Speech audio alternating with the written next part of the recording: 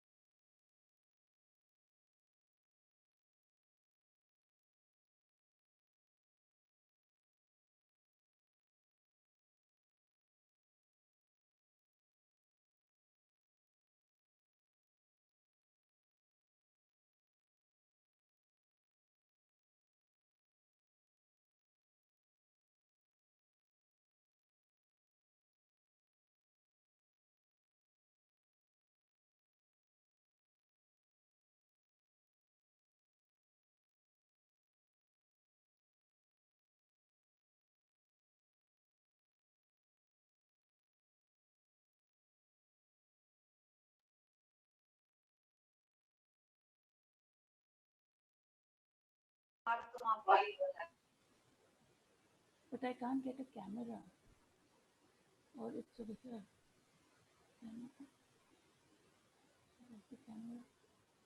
I can only see one person on here. It's saying you're viewing Priya Hasan's screen. Acha, correct.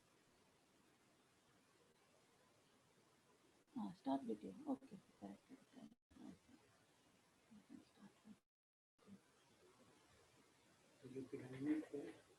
Yeah, and I've started video, but I don't know what's coming the video because where is the video? Okay, I'll exit full screen, and now I can't see where's.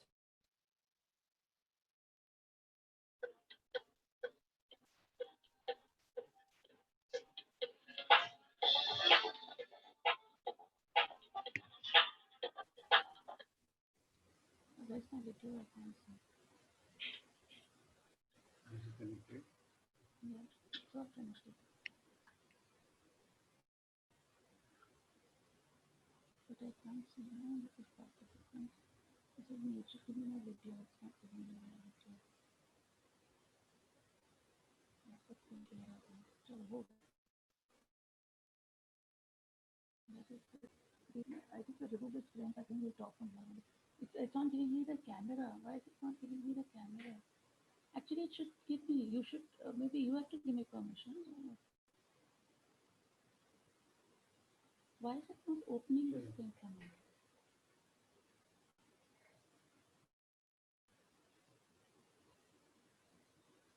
Ah, okay, this is one.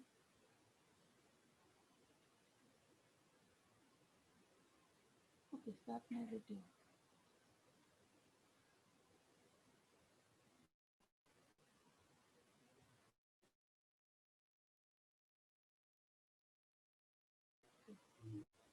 Start my video. चलो YouTube. I can't see what's happening in my video. I don't know what's happening in my video. हो गया था तो उसी को करेंगे. Remove that. I thought it's auto recording.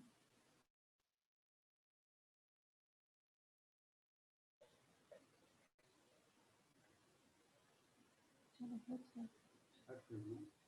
Yeah, but close this one. They can't. But you want to talk to them, huh? You don't. Ah, okay. Some videos coming over there. Which videos?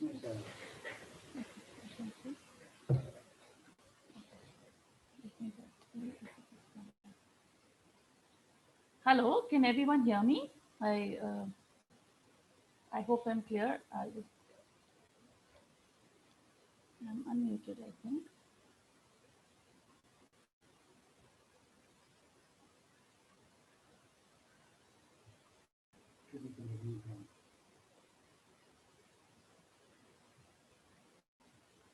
Can I have the camera, please?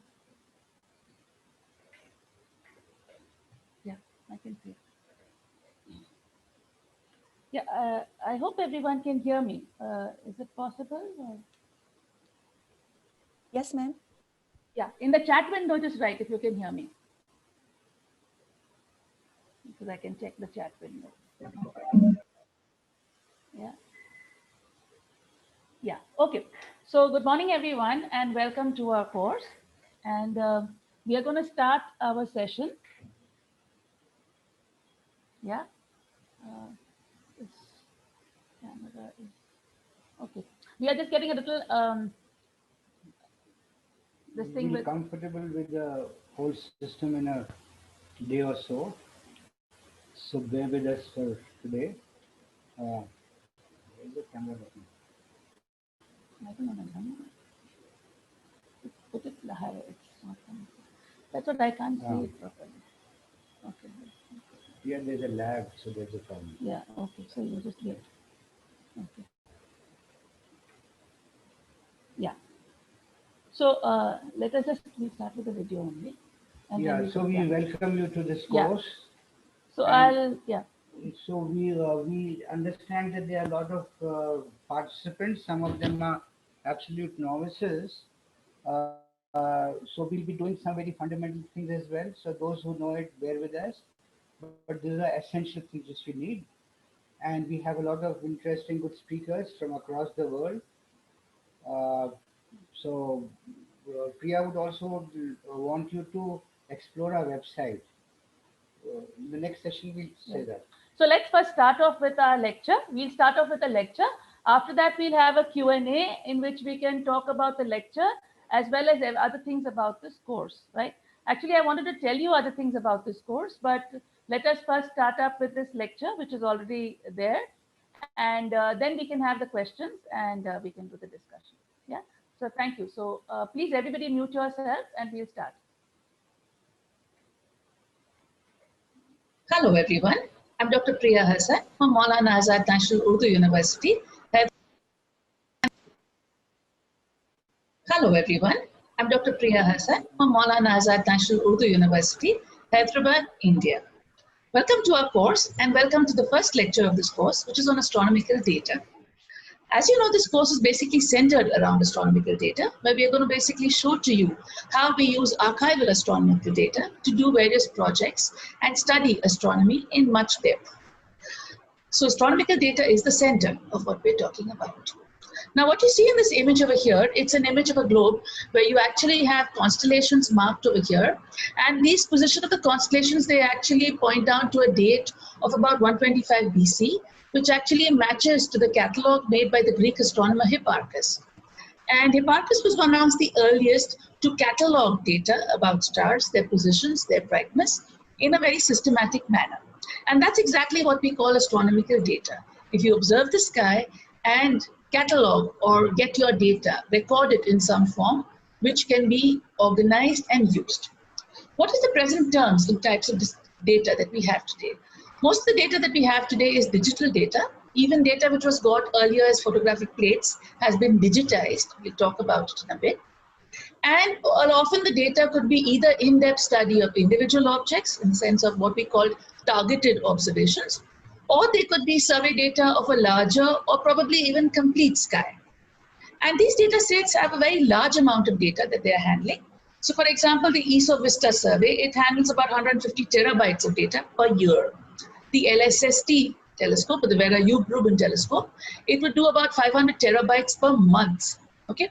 You also have data which is from simulations. For example, there's simulations, we talk about that later, TNG 300, 300. This is giving you more than a few petabytes of data. This is the 2018 release.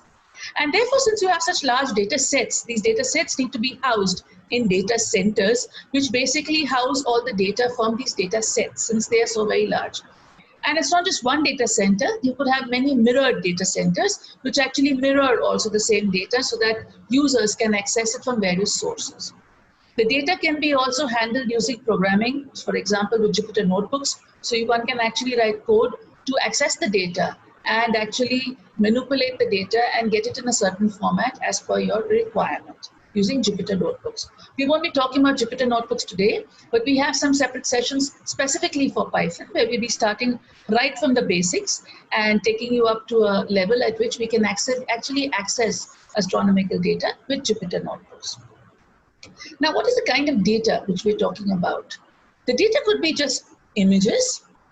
From images, you can create catalogs. That is, you actually look for objects in your images and make catalogs out of them.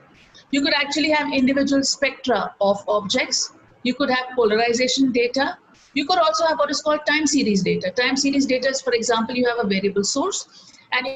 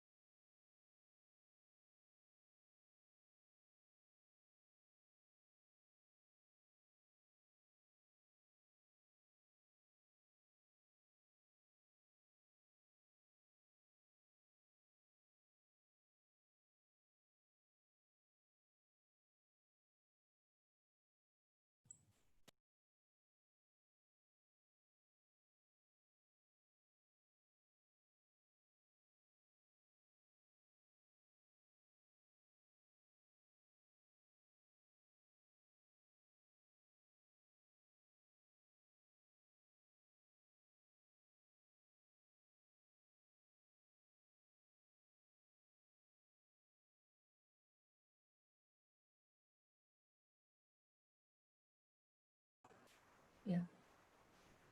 Can everyone hear one? I hope they can. I'm sorry we had a problem with the net, but we will now restart the thing. And okay, so just restart it, reshare.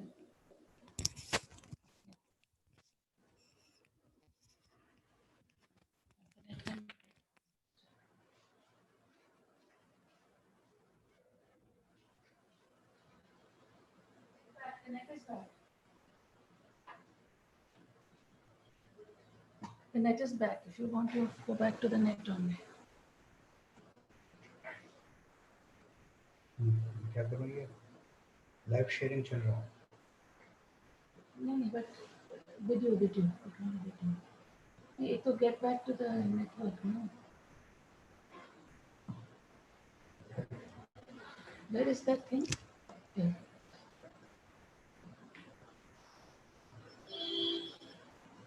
Hello everyone, I'm Dr. Priya Hasan from Maulana Azad National University, Hyderabad. One minute. Hello everyone, I'm What are Dr. we Priya doing? Hasan from Maulana Azad National University, frame Hyderabad. Green frame में रखो. Welcome to our course and welcome to So the has first that lecture. thing still sharing the screen or it's not? As you know, this course is basically centered around astronomical data, where we're going to basically show to you There is how it. we use archival astronomical Not that. data to do various Ah, projects okay. and study astronomy in much depth. So astronomical data is the center. Now what you see in this image over here, it's an image of a globe where you actually have constellations marked over here. And these position of the constellations, they actually point down to a date of about No, get to the beginning only. Start from the beginning again.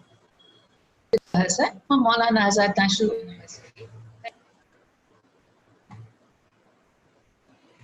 Hyderabad, India.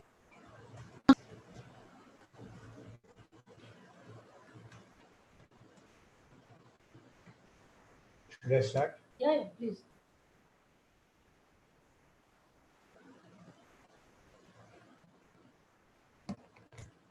Hello everyone, I'm Dr. Priya Hasan from Maulana Azad National University, Hyderabad, India. Welcome to our course and welcome to the first lecture of this course, which is on astronomical data. As you know, this course is basically centered around astronomical data, where we are going to basically show to you how we use archival astronomical data to do various projects and study astronomy in much depth. So astronomical data is the center of what we're talking about. Now, what you see in this image over here, it's an image of a globe where you actually have constellations marked over here. And these position of the constellations, they actually point down to a date of about 125 BC, which actually matches to the catalogue made by the Greek astronomer Hipparchus. And Hipparchus was one of the earliest to catalog data about stars, their positions, their brightness, in a very systematic manner. And that's exactly what we call astronomical data. If you observe the sky and catalog or get your data, record it in some form, which can be organized and used. What is the present terms and types of data we have today? Most of the data that we have today is digital data. Even data which was got earlier as photographic plates has been digitized. We'll talk about it in a bit. And often the data could be either in-depth study of individual objects in the sense of what we call targeted observations, or they could be survey data of a larger or probably even complete sky. And these data sets have a very large amount of data that they are handling. So for example, the ESO Vista survey, it handles about 150 terabytes of data per year. The LSST telescope, or the Vera Rubin telescope, it would do about 500 terabytes per month. Okay. You also have data which is from simulations. For example, there's simulations, we talk about that later, TNG 300, 300. This is giving you more than a few petabytes of data. This is the 2018 release. And therefore, since you have such large data sets, these data sets need to be housed in data centers, which basically house all the data from these data sets, since they are so very large. And it's not just one data center, you could have many mirrored data centers, which actually mirror also the same data so that users can access it from various sources. The data can be also handled using programming, for example, with Jupyter notebooks. So one can actually write code to access the data and actually manipulate the data and get it in a certain format as per your requirement. using Jupyter notebooks. We won't be talking about Jupyter notebooks today, but we have some separate sessions specifically for Python, where we'll be starting right from the basics and taking you up to a level at which we can actually access astronomical data with Jupyter notebooks. Now, what is the kind of data which we're talking about? The data could be just images. From images, you can create catalogs. That is, you actually look for objects in your images and make catalogs out of them. You could actually have individual spectra of objects. You could have polarization data. You could also have what is called time series data. Time series data is, for example, you have a variable source and you measure the brightness of the variable source with a certain time cadence or whatever time step, and that could give you what is called a time series data. Now, what is the, for example, let's come to the first kind, which is the most basic kind, which is an image. We're talking now about digital images. So we've talked about digital images. What are they? It's basically a two-dimensional array across X and Y. And you have some pixel value, okay? And the pixel value is actually giving you the brightness at this certain point, okay? Such an image would essentially be a black and white image where you actually just have counts at different points on your XY grid. Now you can use such an image to actually create what are called RGB images or color images. In astronomy, we often use what are called artificial colors also. You may give colors to an object depending on their wavelength or their energy. So for example, you may put your more high energy objects as bluer, your lower energy objects as redder. And you may hence artificially create an image of the object which you're actually looking at. Now, what are the kind of objects you actually look at? You could either be looking at point sources or extended sources. Point sources, for example, galaxies, and an extended source for, a star, for example, or extended sources, for example, a galaxy. Now, what is the basic paradigm shift which came into imaging in astronomy? Actually came with the event of the CCDs. The CCDs are what we call charge-coupled devices. And they were basically invented in 1974. And you have a picture here of Boyle and Smith. These are the inventors of the charge-coupled device at Bell Labs. And this is what has got a major paradigm shift in the understanding of astronomy imaging since those times. Now, what is the basic advantage of CCDs? CCDs have a basic advantage, the most important being what is called the sensitivity, or what we call the quantum efficiency. So you can look at the quantum efficiency. It's basically telling you how many photons which fall on the CCD actually get detected by the CCD, right? How many of them get detected? So for example, if you take your eye, right, and you have, say, 100 photons, you may actually detect just one, right? But for example, if you have a photomultiplier tube, you're improving it. And as you go on to CCDs, you're actually achieving about 80% or more than that. That is, your 80% of the 100 of the photons which actually fall on it are actually detected by your CCD. And that's what's called the sensitivity or the quantum efficiency. And that's very crucial, especially in astronomy, because the sources you are looking at could be faint sources. And therefore, every photon you get from that source is precious, right? You would like to detect every photon that comes. The other thing is your dynamic range. That is the brightness of objects that you can actually see how faint and how bright. This can also be changed by basically because with your CCDs, you can change your exposure times, how long you're going to observe your object. Based on that, you, for example, if you have a very bright object, you do not observe it for too long, otherwise your CCD will get saturated. But for the fainter objects, you need to have a longer exposure, and hence accordingly adjusting it, you can adjust the range of the objects that you actually look at. The other very important part about CCDs is its linearity.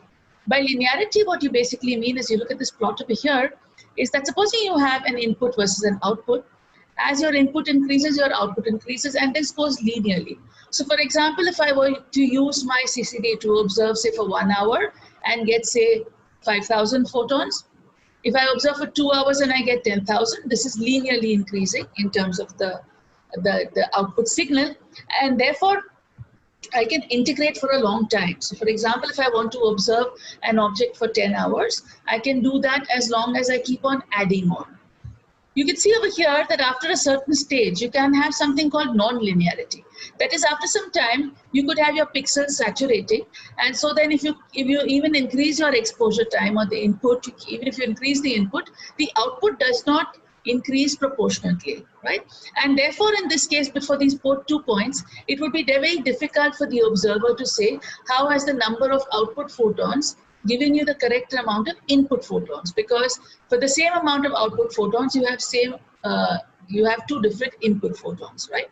So what you basically want to do is, in the linear regime of the CCD, you want to detect so that you can use the addition of frames or the addition of photons to actually get your signal to much better efficiency. And therefore, you can actually do this with CCDs, right? For example, with our eyes, we cannot do that. We just have a certain period in which we detect it and we cannot add on, right? In this case, we can actually add on, which was there even with photography. Only disadvantage being saturation happened much earlier, and therefore you would already reach the non-linear regime once the photographic plate starts getting saturated, right? While in this case you have a much larger linear regime, and as long as you work within the linear regime of the CCD, you are going to get a good data set, right? And so this is the way you're actually getting digitized data, digital data, because you are digitally detecting it. Digitized data means that, for example, if you had photographic plates, you can use that to actually digitize it, but you know that your photographic plate itself is a nonlinear detector, and hence by digitizing it, you are, you do have some errors which are coming in because you are not necessarily in the linear regime of your detector. Now, how do we actually get colors in our images? So what Eastman Colors, Kodak, the company Kodak did to actually get colored photographs was to use something called a Bayer filter. So what a Bayer filter did is that basically you have a square grid of photo sensors, right? And these photo sensors are sensitive in different wavelength regimes, right? So for example, the green one is more sensitive for green, the red for red, blue for blue. So what you actually did is you had a grid of these green and blue sensors on it. And this is what is basically used even today in digital cameras, in camcorders, in video shooting, etc., where you actually use this to actually get your RGB image, because different parts of the pixel are activated by by photons which activate the blue, red, or the green region. And using this, you actually get a colored image. So this is how we get the basic color images which we use for all our digital photography, cameras, videos, etc., even the video that you're looking at just now. But in astronomy, we do not do this. In astronomy, we do a slightly different approach. You know that the signal, the input signal is not going to change much with time. And therefore what we do is we actually use filters in succession. So when you're actually getting your image, which is your basic black and white brightness image, you actually put a filter in front of it and get some kind of readings which you have for the filter in the beginning, say with the blue filter. You then do it with the wheat filter, and then you do it with the third filter, we say the R filter. And using that, you will actually get 3 different images of the object, right? And then we use these 3 different images to overlay them. We will do that in future, to actually create what are called RGB images. So in that, what you do is you exactly overlay objects and you place them. So for example, on the left, you can see this is an image of Westerlin 2, which is a star cluster. And you can actually see this is observed by a 2-meter telescope. And what they did is they overlaid different filtered images. While over here, what you see on the right is this is a Hubble image. In a Hubble image, they basically also overlay, but they also use artificial colors. So you can see here, these are regions which are dusty regions, but to enhance the dustiness, you actually put artificial colors to actually show these different parts. And using this, you would know which is the part which has the hotter gas or the cooler gas, etc., depending on how you characterize the colors of your image, right? So here we have an example of artificial colors being used to create an image. Now in astronomy, we actually use a certain thing for images. We use a certain format, which is called the FITS format. You may be familiar with formats like the JPEG or the other formats which we use for a GIF image, right? But those kind of images actually lose out important data which is required in astronomy, right? And therefore in astronomy, we use this FITS, which is the Flexible Image Transport System data, which is actually a system which is used to store data. It puts it as a 2D image. It can also put it in the form of a table. It also has extra information which is called a header file. A header file has different information about the image itself. For example, it tells you which telescope observed it, on what date, and for how long was the exposure, with what filter times. So it's kind of packaged with the image. So with the image, you also have packaged along it information about the image. Like I said, the filter, the exposure time, the telescope, etc. It's all put it along with it. And it's basically used to actually store this data. The data can be also, you could even have spectra in this format, you can have data cubes, and you can have various kinds of data which are put into this FITS format. Another important thing about astronomical data is the brightness. When you actually look at the brightness of objects, when you display, right, when you display an image, what you see on the left, this first image over here, is you can see an image where the scaling, the brightness levels of a monitor would be 2 power 16, which is about this, or 65,000 counts would give you the brightness. If you were to actually just scale an image based on the counts, you would get an image something like this, which would get displayed like this, which does not convey so much. So therefore, in astronomy, we actually play around with image displays. We try to see how can we display our image in a much more effective and a much more beautiful manner, which actually shows out. So for example, here I've shown an image which actually rescales the original image, such that now you're scaling it such that you're only taking counts from 4,572 to 6,002. So this image basically has counts up to about 6,002. So you don't want to, you rescale your image. So you can rescale it linearly over here. And then there are other techniques of scaling it, which is square scaling, which we have over here. So I'm going to show you some display software, which is actually used to display astronomical images. And what we basically do is we rescale the brightness of images to enhance the properties of the image, right? Otherwise, if we were to just take it on counts, we would get things like this. But we actually use some techniques to actually enhance the display of images. Now here you have an image, a very nice image of NGC 281. And you can see how nice, colorful this image looks. But it's not that this image actually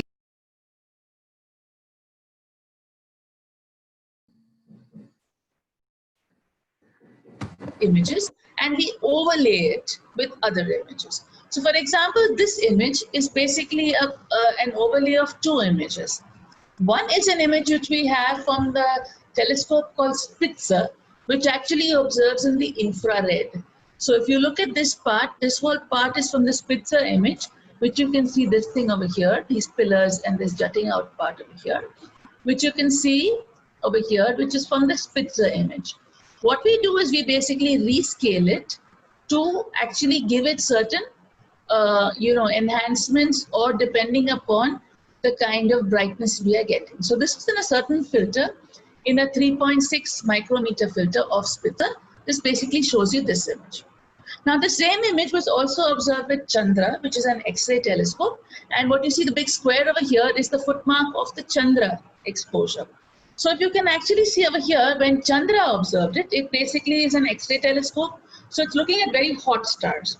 And therefore the artificial color which was applied to the Chandra image was blue or violet, because it's basically showing you very hot regions, very high energy photons.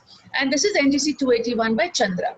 Here we had it by Spitzer, and here you can see it by this. So what has to be done is very carefully you overlay two images so that they lie exactly one on each other with the right scaling, with the right angles, etc., so that they actually sit. And what does this tell you? This basically shows you that in this region, which are the sources, which are X-ray sources, which are the infrared sources, and where exactly does this gas and dust lie around over here. So it basically helps you to see the interplay between the gas and the dust and the hot stars, right?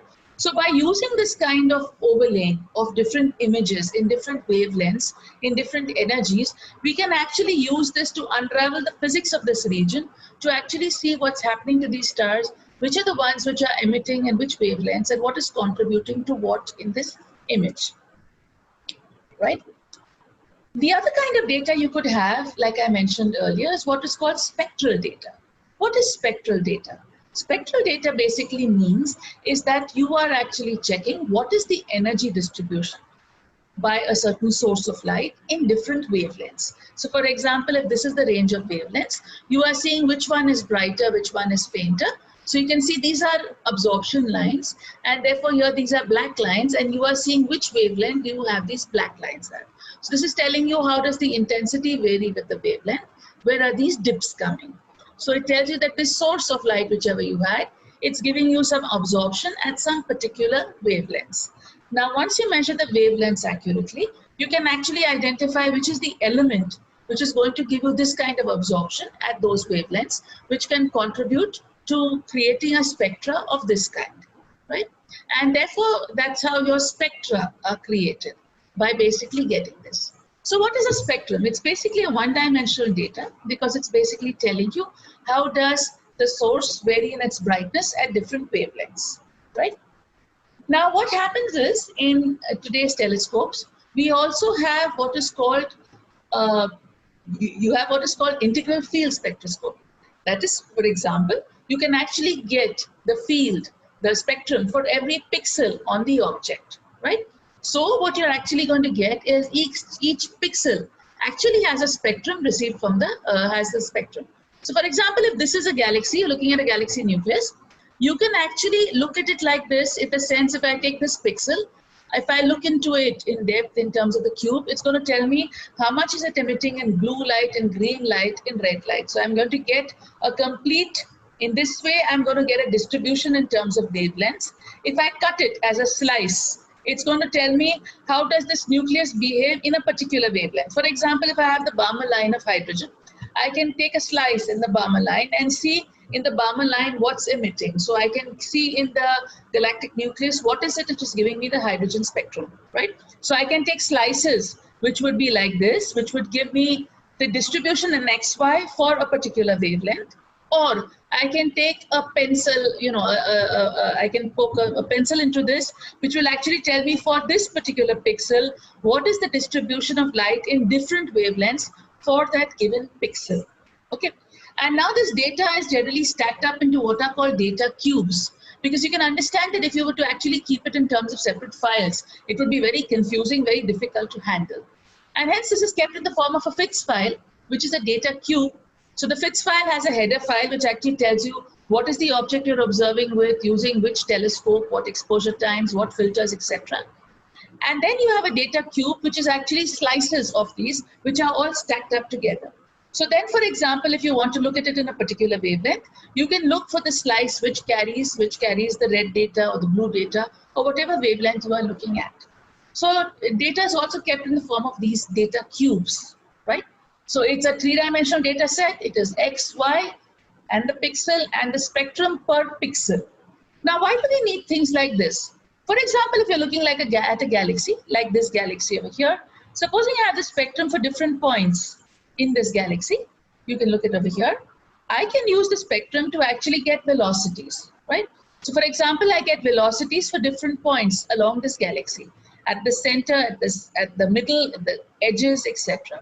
What can I use that for?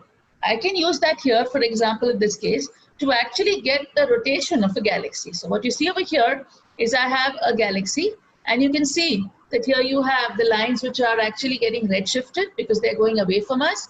Spectral lines, the ones coming towards us are getting blue shifted. You can see that the edges are coming to us at a faster velocity than the central part. Similarly, this edge is also going away from us at a faster velocity than this, right? So this is the way you can actually measure rotations of galaxies if you have an integral field spectra of those galaxies. The other kind of data you can have is what is called catalog data. So for example, catalog data is basically tables. So you have tables. For example, here I have a table for clusters. So there's a cluster name. These are the coordinates, the right ascension, the declination, galactic longitude, galactic latitude, the radius for the 50 stars in it, number of stars, proper motions, etc. So these are like, these are like spreadsheets. They are catalogs. But in astronomy, we handle that far better using something called TopCat. And TopCat is the thing which is used to handle tabular data. We're going to have a separate session on TopCat from the writer of TopCat, the person who actually did TopCat, is called Mark Taylor, and he'll be telling you about that on the 22nd of August. So that's when we've handled catalog data better. the TopCat this thing. You could also have time series data. For example, I have a source, and you can see that every day, that if this is the days, every day the brightness is changing. And therefore, this could be in a tabulated form, which basically tells you how is the brightness changing on various days, right? So you may put it in the form of the y of t, which is over here. So that's your time series data. We will also be talking about various tools which are used for visualization of this data. For example, the simplest tool which I will show you all soon will be the image visualization tool, which is called DS9. There's also a tool for catalogs, like I told you, it's called TopCat. And there are programming tools. For example, essentially what is used in today's times are Python. And we're going to have special sessions on Python, which will basically show you the modules, libraries, etc., and how to use Python for astronomy data. And all these have to not be used as black boxes, right? They are useful tools, but you need to understand your tool very well so that you can effectively use your tool to get some amount of data or understanding of the data that you have. Along with the data, you also have what is called metadata. There's always, like I said, in the FITS file, there's descriptive information about the data, which gives you information like what are the telescopes, the exposure times, various things about the data, and that is what is called metadata. So metadata is data which kind of supplements data, which gives you data about the data. It tells you how was the data got and what is special about the data, right? Now, what is an astronomy archive? We already had a look as to what is the kind of astronomy data you could have. You could have images, spectra, catalogs, time series, polarization data. But what is an astronomy archive? When you actually look at the sky and you put the data in the form of an organized, systematic form, that's what we'd call an astronomy archive. And like I mentioned today, that there are already archives which are many terabytes.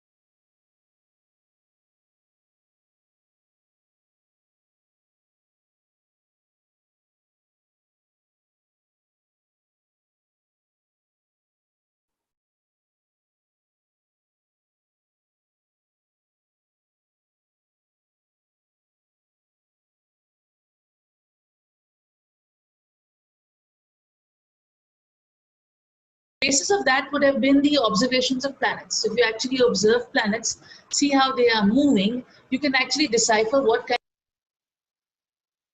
of the brightness data. And there's still much more potential in that data of the kind of science you can get from this data. Now, like I mentioned earlier, the earliest archives we have is of Hipparchus, where Hipparchus actually tried to tabulate, but Hipparchus, the catalog was a very small catalog, just 850 stars, which were kept in magnitude scales. We'll talk about magnitude scales tomorrow. That is a scale in which we describe the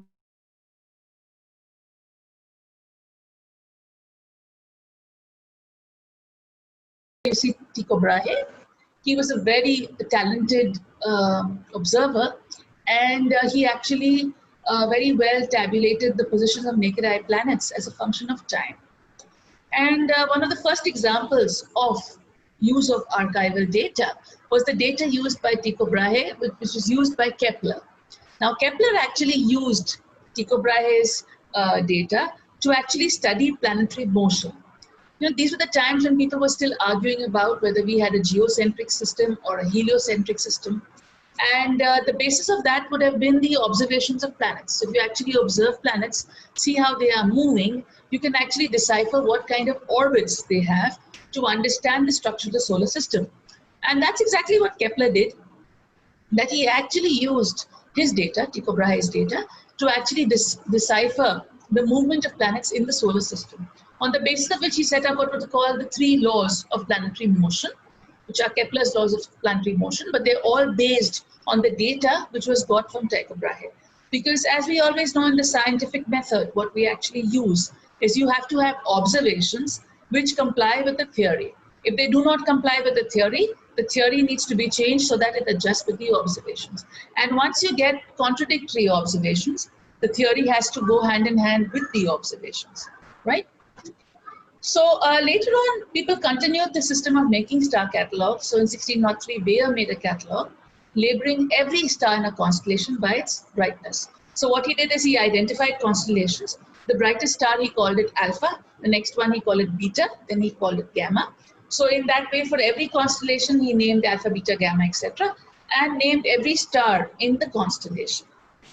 In 1771, Charles Messier actually made a catalog of nebulous objects. And basically what he was doing is he was basically looking at cometary kind of objects. So these were fuzzy objects.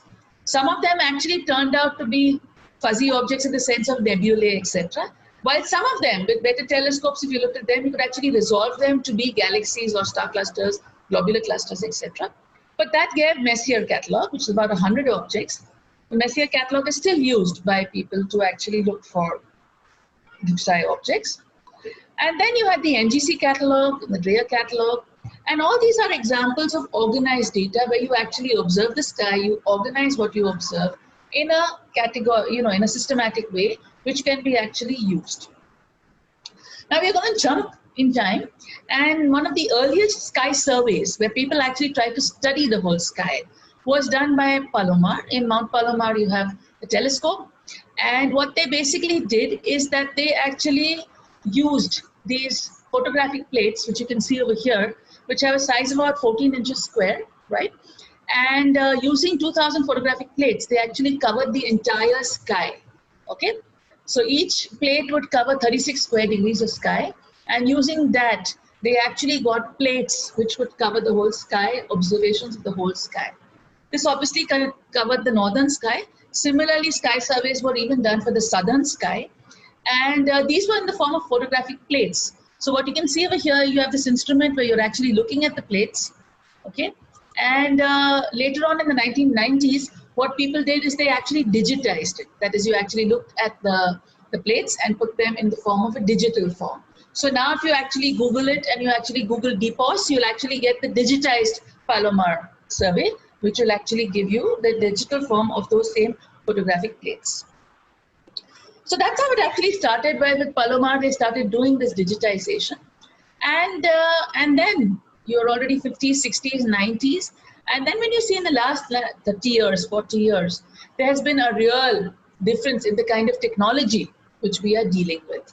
Now we are actually accessing digital data, right? So I already spoke to you about CCDs, charge coupled devices, which are shown over here.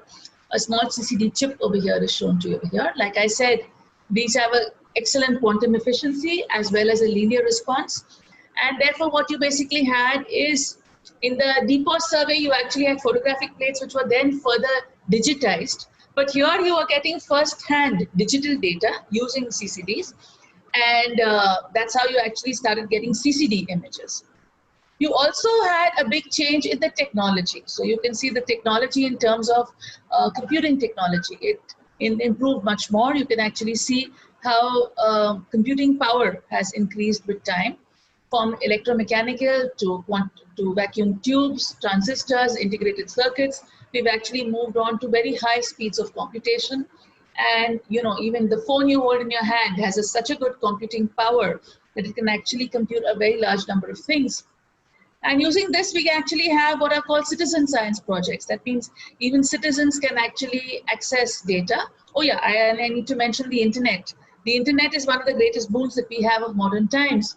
And that's how people can access all this data, which is available, talk to each other, and do things. And that's exactly what enables us to do this course also, which we have over here. And that's thanks to the internet. And the internet has actually brought in that kind of a democracy in science, where now data is available to everybody. Wherever you are sitting, you have access to libraries, you have access to information, you have access to data, you have access to anything that you would want, right? As long as you know what you're looking for and you know how to apply the knowledge that you have.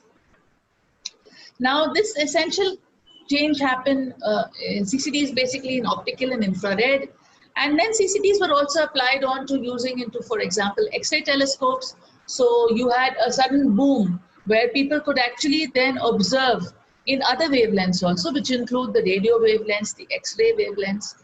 So you have all these things happening together in the last 30, 40 years, that people are observing the sky in an organized way, in a digital format, ranging from X-ray to radio, which includes optical, near-infrared, etc., various wavelengths, as well as with very high computing power, as well as good internet speed. And so you see technology goes hand in hand with this amount of data that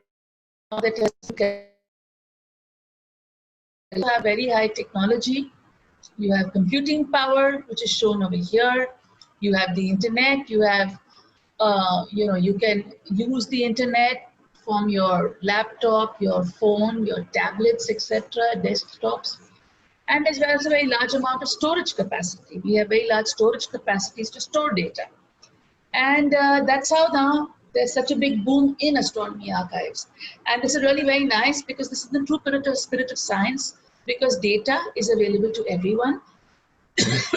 Except if, for example, if you observe with a certain telescope, if you have written a proposal to observe with it, you may have a certain proprietary period. That is a period when the data is purely yours. But after a certain period, which is often something like 18 months, the data gets available to everybody, right?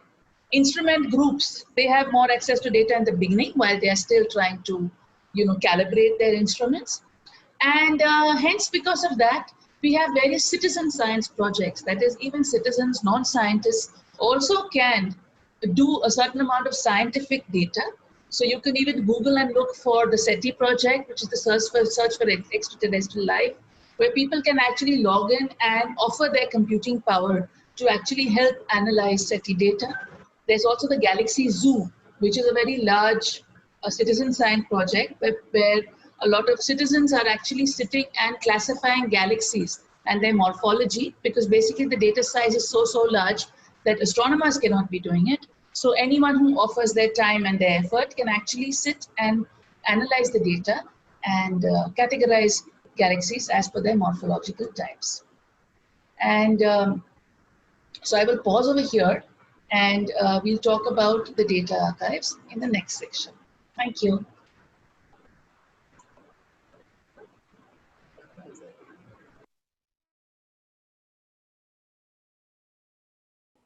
Yeah. So hello, everyone. And I hope everyone can hear me properly. On the chat screen, please, somebody just mention if everyone can hear me properly. Just someone say good or fine. We can hear. Okay, very good. So I'm sorry for the problems that we had about the net. We just hope that we'll be getting another net connection. So hopefully things will get better. Before we get on to the topic, I wanted to basically talk about a few things. One most important thing is that the Zoom license we have is only for 100 participants. And therefore, the rest of the participants are requested to see the videos from YouTube.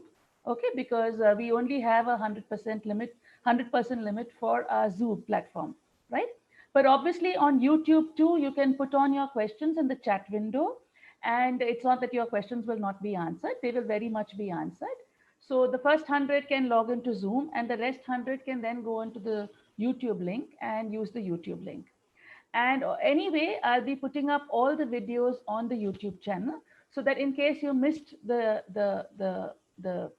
session, or whoever had any net problems or any such issues, technical issues, you can always watch the videos later on, right? So once the session is done over here, I will be actually putting all those videos. All the videos will be put up on the YouTube thing, right?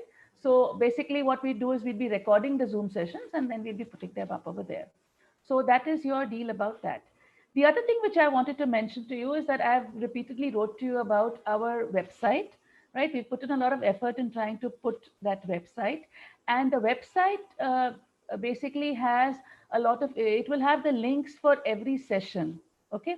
So I will be actually putting the links on the website for the sessions. So I hope you'll actually have seen the website. If you want, I can like share screen with you just now, and I will show you the website. I'm opening Google over here, and you can have a look. 1 minute. I don't think I've shared it. So I will, yeah, I'll say share screen, but it is, I go to basic and here. So we're going here. I hope all of you all can see my screen over here. And what I wanted you all to all see is the website which we've made, which is called shrishtiastro.com, right? This is the main website which we have.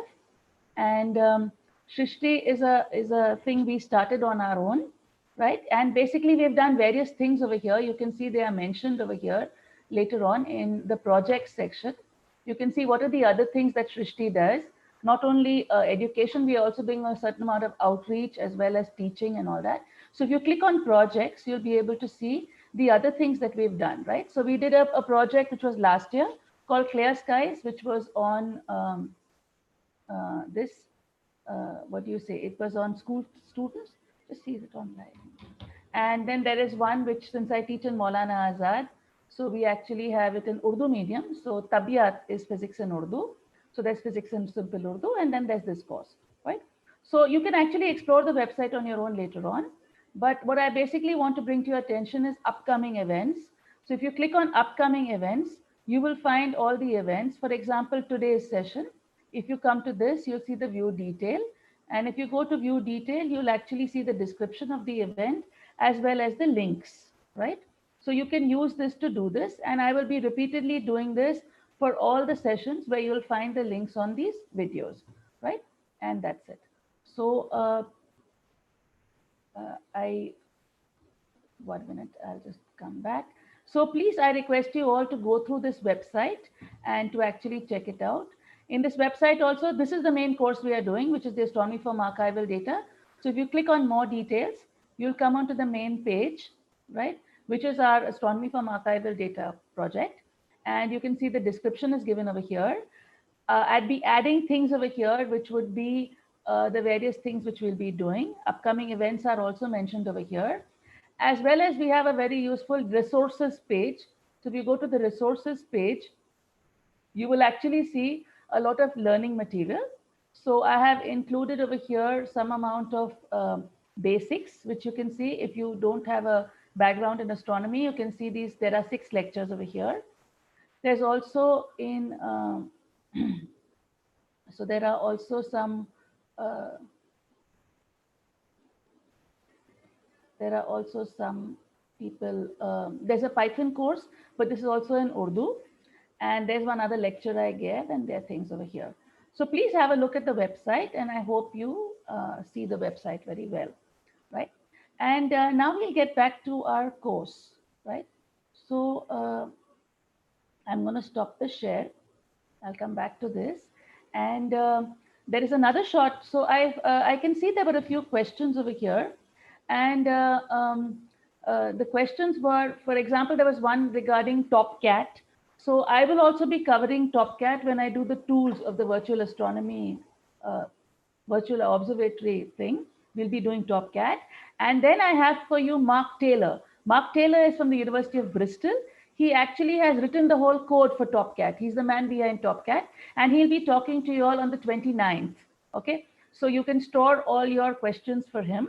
Other than that, even I'm a regular TopCat user, so as a regular TopCat user, and we can help you with TopCat, right? Another question was there regarding Python. So there are going to be 4 sessions on Python.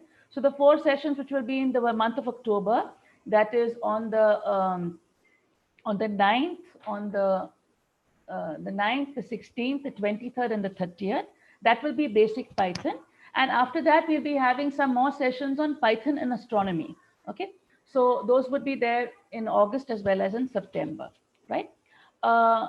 And I don't see any specific questions about today's presentation. Yeah, homework. People already want homework. Okay, I'll give you all homework. So in short, what I wanted to mention also is that there is one more video which I will put on just now, and then we'll take questions for everything all together, right? So let us put on the other video. So I will go to share screen and I will, okay, I will share and I will this on. Oh, but that. Hello, I'm Dr. Priya Hasan and welcome to our second lecture on astronomy data. Now, in the previous lecture, we spoke about astronomy archives. Hello, I'm Dr. Priya Hasan and welcome to our second lecture on astronomy data. Now, in the previous lecture, we spoke about astronomy archives, where we basically spoke about what is astronomy data, what is the kind of data you could have.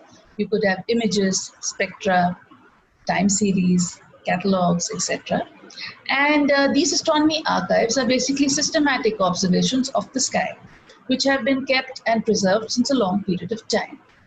Now, astronomy archives are in the true spirit of science, basically because you have a whole lot of data available to everyone. And as this general principle which is done, if you have a telescope, what is generally done is that initially the instrument groups have access to the telescope because they are trying to calibrate their instruments, check the behavior of their instruments. And after a certain time, even if people apply for projects and they say they want to observe using a certain telescope, for a certain period, for often 18 months, it's called the proprietary period, the observer, the proposer who proposed to observe, he actually has the data. And after an 18-month period, the data becomes available to the community. And basically, the community is free to use the data for whatever they would like to do after the 18-month or the proprietary period. Now, the advantage in this being is that if you have very good, high-quality data, and people have actually used it for a certain purpose, with a certain problem in mind, the same data can be used by many more people in another way. And this is basically to encourage people to get out the maximum they can get from this data. Now, the archival data is often of very high quality. So typically all space telescope data, whether it's Hubble or Chandra or Kepler, TESS, whatever you'd like, all the space telescope data is archived so that you can have it. So it's very good quality data. And also a lot of ground-based telescopes also have their archives. So all this data is very good quality data, which can be used for, a very good, effective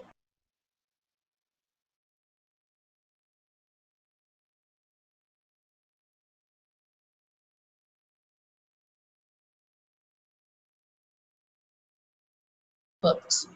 And that's essentially what we even want to study about in this course, where we are basically going to look about what is the different data that is available and how can we actually use this data to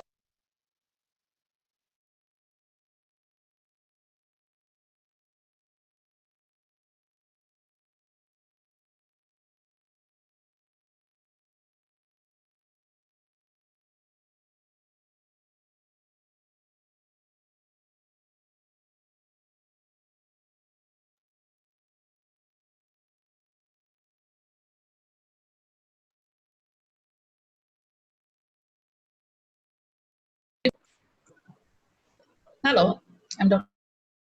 to our second lecture on astronomy data.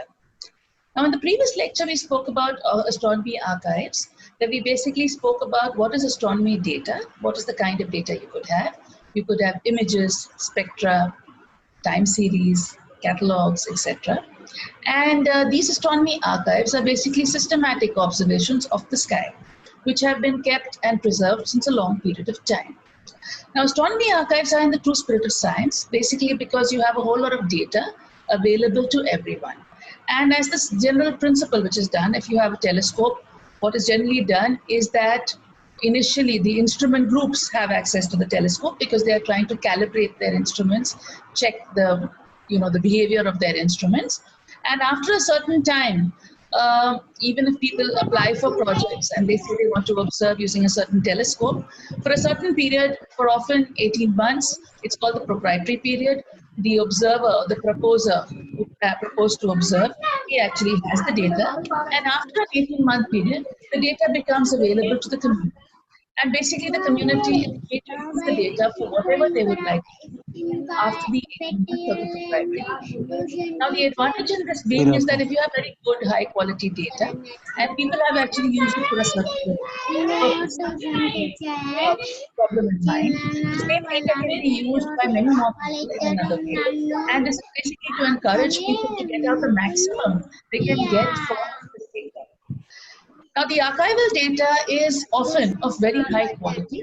So typically all space telescope data, whether it's Hubble or Chandra or Kepler, TESS, whatever you like, all the space telescope data is archived. We have it. It's very good quality data. And also a lot of ground-based telescopes also have their archive. So all this data is very good quality data for a very good effective purpose. And that's essentially what we are going to study about in this course, where we are basically going to look about what is the different data that is available and how can we actually use this data to our advantage to basically study different problems in astronomy and astrophysics. Now, since there's so much of availability of data, people also encouraged what are called citizen science projects. Citizen science projects are projects in which you encourage non-astronomers or citizens to actually do astronomy projects. So, for example, there was a SETI project, which is Search for Extraterrestrial Lives, where people could extraterrestrial intelligence, where people could actually offer their computing power to analyze the SETI data. Similarly, the Galaxy Zoo experiment was an experiment where actually a large amount of data was available about galaxies, and what was required is that you wanted human intervention in actually classifying these galaxies based on their morphological type. You know, essentially whether they are spiral or elliptical or whatever kind of galaxies. And it's obviously not possible for a group of astronomers to do that. And hence what they did is that they did a certain initial training period for citizens, after which citizens for themselves opt and classify galaxy data in the Galaxy Zoo experiment. So basically this was to categorize different kinds of galaxies, put them into different morphological bins and study their properties. And this actually led to publications, official publications of the Galaxy data, because you actually got such a large number of volunteers or people to offer and help in this archival data. So I would say that archival data is the way to go ahead in today's times. Now, if you actually see, we can you can actually see that there are various data archives which are available. What are data archives? Data archives are basically locations where you're actually housing or keeping this data, right? So one of the most effective or the useful data archive is Vizier. I'm going to show you a demo of how to actually use Vizier. So Vizier is actually a place from where you can access various articles, as well as you can access all as published astronomical data and astronomical catalogues which have been given out from the Vizier database. And the other one which I mentioned here is SIMBAD. SIMBAD is an astronomical database which gives you basic data, cross identifications, bibliography. For example, you have a certain object, you want to know who has published articles about it. There is the NET, the NASA IPAC Extragalactic Database for multivariate fusion of data for extragalactic objects. There is a Stone Digital Sky Survey which already has its data release 15, where you have a systematic map of a quarter of the sky, producing new catalogs for the deep sky. There was the 2-mass survey, which was actually a map of the entire sky in the near infrared. Then the European Southern Observatory, they have their data archives where all their telescopes data is available on the website, and you can actually access the data and use it effectively. There is the MUST, or the Multi-Mission Archive at Space Telescope Science Institute. This is basically, it houses not just the Hubble data, but also houses data in the ultraviolet, the Galaxy data, near infrared, and various other data sets are also housed in the MUST data set. There is the 2-degree field survey also, which has a spectroscopic survey for a lot of galaxies. There's also the IPAC, or the IRSA, which is NASA's infrared and sub-millimeter astronomy database. And we're going to have a talk on the 29th of August by Luisa Ribul, who works at the IPAC IRSA. And she's basically going to tell us much more about the IPAC IRSA database. There is the Hubble Legacy Archive, which optimizes science from HST, providing enhanced Hubble products, browsing capabilities.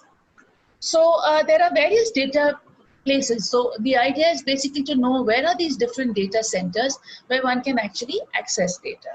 So I would encourage you all to individually look at these various websites which I'm mentioning over here and actually see how to use them. They are all pretty, user friendly, and it's just a little bit of practice. If you have on some of the data sites, you'll actually know how to use it. So for example, the Multivision Archive Center, which you have over here, you have, this is the Hubble Space Telescope, this is the upcoming James Webb Space Telescope, that's the TESS, this was the sequel to Kepler, and K2, which is actually the Kepler mission, but in the second phase, the K2 mission. So you can access all these data sets from this website. There's also the Hubble Legacy Data Archive, where you can actually access from here. Again, you can have a look at the website and you can actually see how to access it. You see, you can give the position of objects, you give the radius in which you are searching around the object, and you can actually choose the instruments you are looking at, which ones you want it from, and etc. And in that way, you can actually look at this archive. The other archive which I'd like to show you would be the one that we have over here, which is coming up.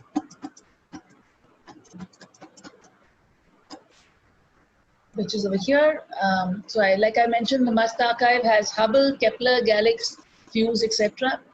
And you have the Hubble Source Telescope catalog, and you have various catalogs also available at this website.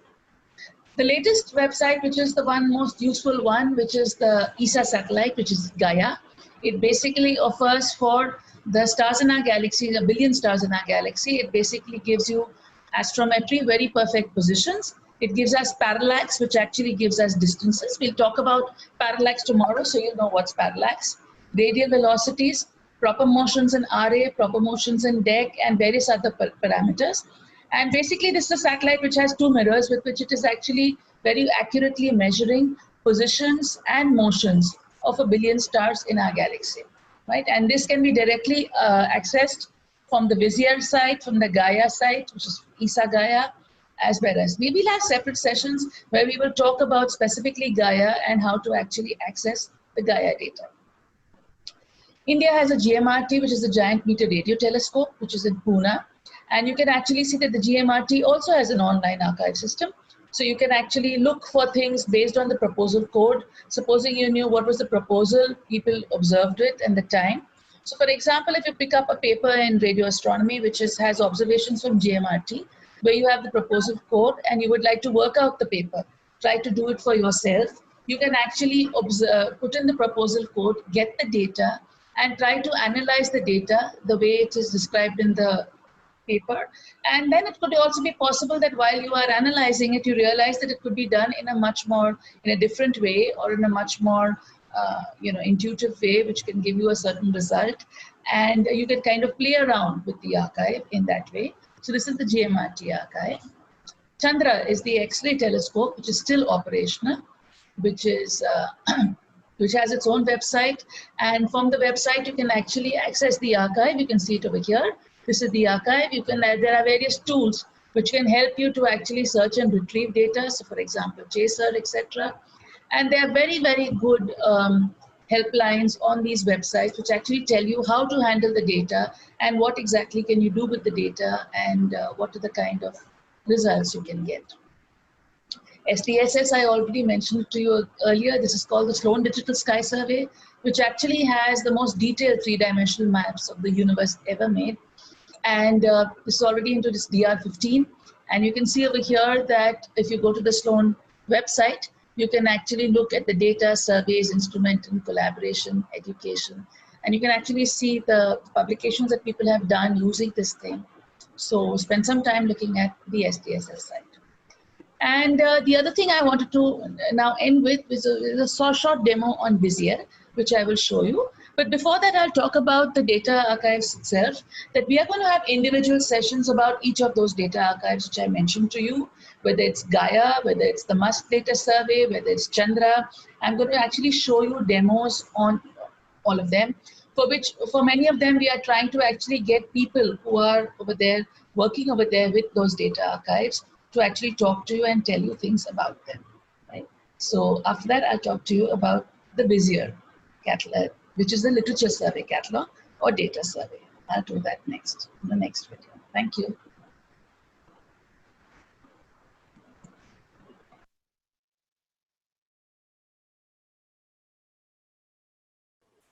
Yeah. So once again, we'll apologize for whatever glitches we had in the net and stuff like that. But I hope you all did manage to see the videos, right, properly? Yeah. The videos will also be uploaded onto the YouTube site, right? So in case you could not manage to see the videos, please see them from the YouTube site. Now I'll be ready to take up some questions. So whoever wants to ask questions, you can unmute yourself and you can ask me questions. But I can see some questions already from the YouTube channel, which I will answer just now. Somebody asked about IRAF. So I said, so IRAF is the image reduction and analysis facility, which is typically used in optical and infrared astronomy. We can have some sessions on IRAF, but that would be after we cover a certain amount of basic material, right? So we can do IRAF. And actually IRAF has been in a way kind of become obsolete because now there's no funding for IRAF. And therefore people do more of the analysis using Python, okay? So what we'd be doing is we'd be actually, after we have the 4 Python sessions this month, next month when we do Python for astronomy, we'll be actually doing some Python codes which are used for image processing. And I would consider that to be better for the present times because that's the kind of work that people are doing now. People have moved from IRAF to PyRAF and then using further, AstroPy, some other tools. So we'll try to focus on those ones because it's better if you learn the tools which are now the incoming tools and which would be used for the next 20, 30 years rather than use IRAF, right? IRAF belongs to a generation like mine where we actually used IRAF at that stage. So I would think that probably for you all, IRAF may not be too useful. It's better to go for Python. But if people still want IRAF, we can still do that. Moise Ahmed asks, would we use SQL in the course? Yes, definitely. The thing is that SQL has been adopted by the astronomer community to a thing called ADQL, which is Astrophysics Data Query Language. And this is what is used for a lot of databases. If you want to query databases, we use this ADQL. And basically the code behind ADQL is the MySQL code. So we won't be doing SQL formally, but we'll be doing ADQL, in which you will actually see how do you use ADQL, which is this thing of SQL for that, right? So I can see this. Thank you. People say I don't need to apologize. That's so nice. I don't see any more questions on this thing. Let us look for the questions on the Zoom window. On the Zoom, do I have any questions? Would anyone like to, if you want to ask questions with video? Okay, then there's another question, will we be using R programming? Yes, definitely. So on this month itself, we have on the 30th of August, we have Python, statistics in Python, and that will be using R.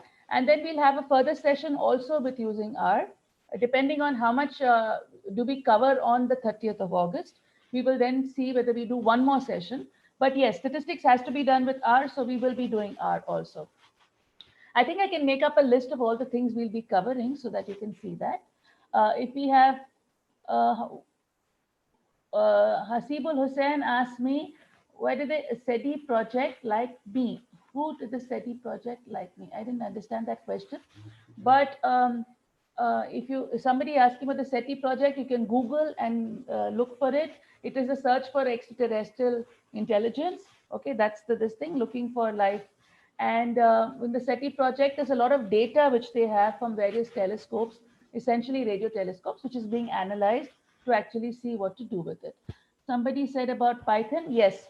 So Gokul Kamat says Python is easy since we have a full module called AstroPy. So exactly. That's exactly what I was talking about, that Python is the way to go in today's times. So like I told you, we'll have 4 sessions on Python in this month, in August itself. And then we'll be doing specifically Python for astronomy. We'll have another 4 sessions on Python for astronomy, in which we'll cover AstroPy. Mridusya Mehta is asking me a question, when is a low spectral resolution of observational mode preferred over high spectral metrics? Okay, So in the low spectral mode and the high spectral resolution, basically it goes with the brightness of the source, right? So what happens is, supposing you are looking for the emission from a source in a very small wavelength range, right? Then in that case, obviously the light you are going to get from that source is going to be very little, right? And therefore your telescope needs to be powerful, as well as you need to, the source needs to be bright enough. So sometimes what happens is, if your source is not bright enough, you are kind of forced to take a larger band of the electromagnetic spectrum so that you get more photons, right? And therefore, depending on the brightness of the source, as well as depending on which of the spectral lines you're actually looking for, what is the range of spectral wavelengths you actually want, based on that, people choose this thing. I have another question from Tejasvi asking, can MATLAB be used for astronomy data analysis? Definitely, MATLAB can be used for astronomy data analysis. But I'm sorry that I've never used MATLAB for the astronomy data analysis. So I'm not the right one, but it definitely can do it. If you know how to use MATLAB, and if through Python you can understand what is the purpose of the code, what is the code being used for, you can definitely use MATLAB to do it. I have another question from Abhishek. How people make data cube from spectroscopy data. So like I told you, in spectroscopy data, if you make a data cube, what happens is you take an image in a certain filter, right? So for example, if you say in a certain wavelength, you take an image and you see what is bright and what is faint in that wavelength, right? When you do a data cube, you add on different wavelengths in front of you. You know, it comes like this. A slice in a data cube is a certain wavelength, right? And therefore, people actually use this to put spectroscopy data in an organized form, so that for the same region you get it. So essentially what you're going to get is, for every pixel, every position, XY position on the image, you will actually get the spectrum for every pixel. And that is, like I showed you that example, that is why, for example, if you want to study the rotation of a galaxy, you will see at that point on the pixel, what is the corresponding velocity, right? For that point on the pixel. And in that way, you can get the velocity for different points on a galaxy, for example. And the example I showed you was where you can actually use that to get the rotation of a galaxy, because you're measuring the velocity at different positions of the galaxy. I have a question from Priyam Haldar, who's asking me, is AstroPath a specific path of Python? Yes. Python is an ocean by itself. AstroPy is the astronomy adaptation of Python, where you have certain Python codes, libraries, which have been set up specifically with the idea to do astronomical tasks, right? For example, if you want to convert coordinate systems, or you want to do anything of that kind, then that is done with AstroPy. So AstroPy has specialized modules and libraries specifically meant for astronomy. Yeah, so Sahil Jawar asked me a good question. Can we get a course plan? Very good. I think I need to make one. So I'll try to make a course plan now and put it up on the website. That's a good idea. I think that will organize things better. Abhishek Mahur asked me how that 3D image of galaxy is made using the data cube. I already mentioned it, that using the data cube, you will get the spectrum for individual pixels, which will give you, for example, the Doppler velocities for individual pixels. And using that, you can get the velocity for different points of a galaxy, for example. And with that, you can get the rotation of the galaxy, right? So Aisha is asking me, what should the exposure time in different wavelength bands be to get a clear image? Okay. So Aisha, your question has, it all depends upon what is the detector you are using, what are you trying to observe, and which wavelength are you getting from. So typically, if your object which you have, it's a faint object, right? Then you want to collect the maximum amount of photons that you have. So you keep a high exposure time. But for example, if your source is not a very bright source, is a very bright source, then what happens is your detector gets saturated. So you cannot afford to have too many, you cannot afford to collect too many photons in a particular point. Otherwise, the detector gets saturated. So depending upon for an object which you're observing, you see the brightest objects, you see the faintest objects, and accordingly you set your exposure times. So often what is done for the same object, you do some exposures with short exposure times. So that will give you the readings for bright objects, and you do some exposures for long exposure times. That will be used for faint objects, right? We talk about that more in detail when we talk about photometry. Atharva is asking me any prerequisite software which we shall install. Yes, we'll be doing a lot of software, so I will give you all a list on the website of the software which we need to have to install. So I will put that up, and that will be a live page. So we will keep on updating it, and with time you will have to change more and more things. Uh, okay, so Dipta Paul asked me how to make simulations. Well, I can't tell you in a minute, so we will have some separate sessions on simulations. We'll show you some simulations, but not all, because there are many simulations, and we will actually see how to do that. You want to take some questions? Yeah. So Shirang Sapate asked me, I have a basic question regarding to catalogs. How do we make catalogs? So actually there is another software which is used to make catalogs. It's called Source Extractor. We can have a session on Source Extractor where we can actually see how using an image you can create a catalog. You were asking about millisecond pulsars. So in the month of September, we are going to have 4 sessions, which will be basically on pulsars and neutron stars, and by Susan Konar from NCRA Pune. And as I know, there are catalogs already available for millisecond pulsars. But if you have very targeted questions, you can keep your questions for Sushan. When Sushan will be talking to you on the from the 5th of September, you'll have 4 sessions with her on all Saturdays. So please have a look at the upcoming events and you'll see her talks listed over there. Ranjit Kumar. Okay. Oh, thank you. I don't see any other questions. But it's 15. Okay. Do I have any more questions?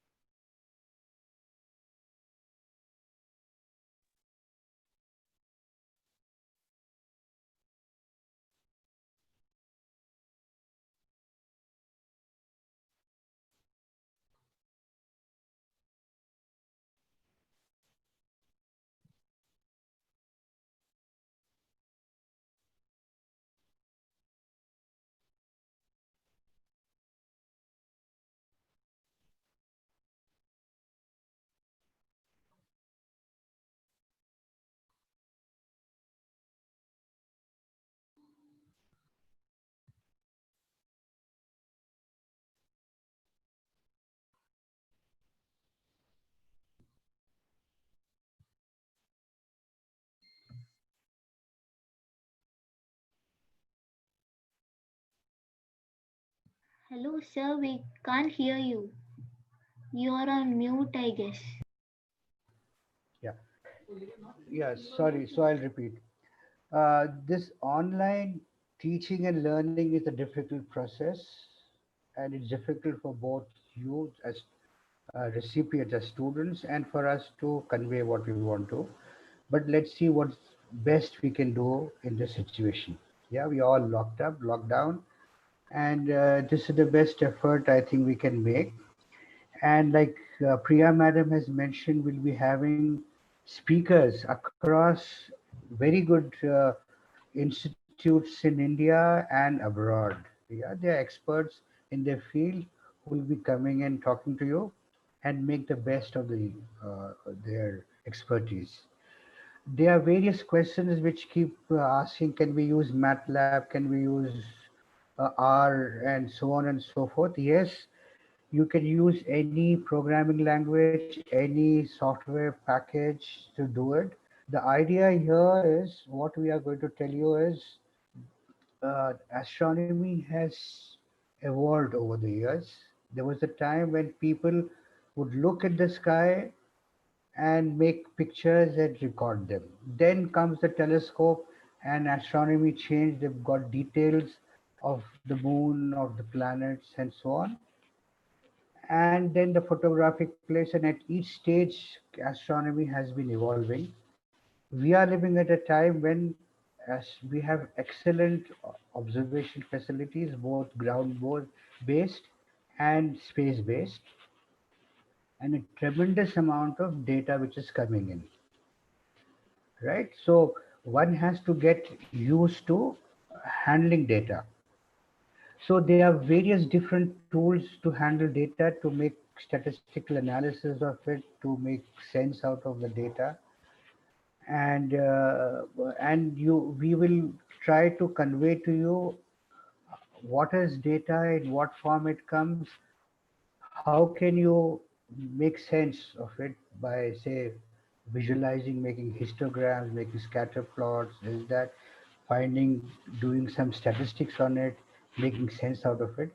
And then it's up to you to use whichever data package or whichever programming language you need and adapt to it.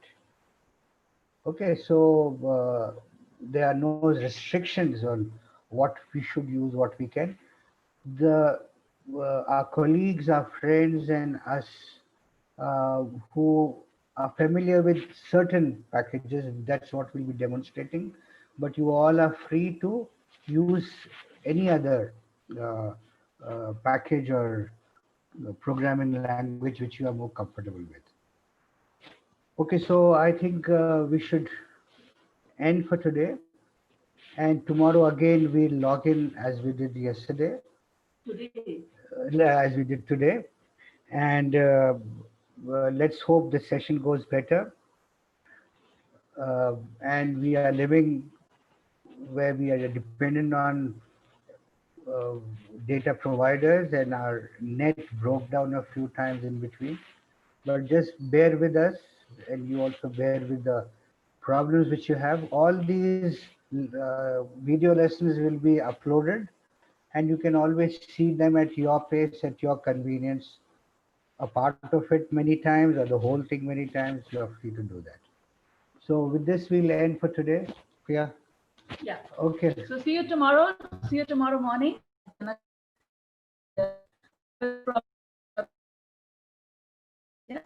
And very soon we'll make these two videos public on the YouTube channel, so you can have a look at them today itself. Right. So I've just now make it public. Please have a look at them. Thank you. Bye. Bye-bye.